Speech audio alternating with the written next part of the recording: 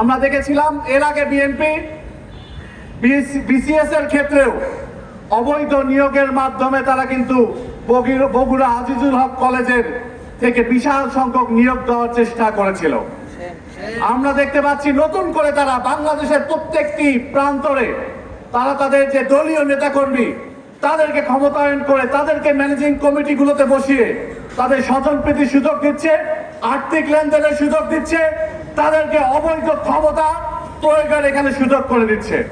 আমরা স্পষ্ট করে বলতে চাই, যেভাবে শেখ হাসিনা সরকার বিসিএস এর কোটাকে নিয়ে আসার কারণে সারা বাংলাদেশের তরুণ সমাজকে বঞ্চিত করার চেষ্টা করেছিল, তারা এই বাংলাদেশে টিকে থাকতে পারে নাই।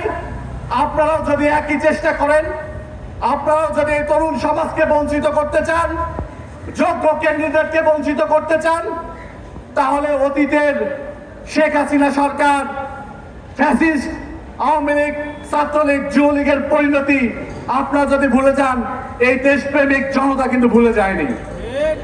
সুতরাং আমরা বিশ্বাস করি এখনো সময় আছে, আপনারা সঠিক পথে ফিরে আসুন। দেশ বিরোধী, জনগণের ম্যান্ডেট বিরোধী কোনো চক্রান্ত, কোনো সিদ্ধান্ত আপনারা নেবেন না।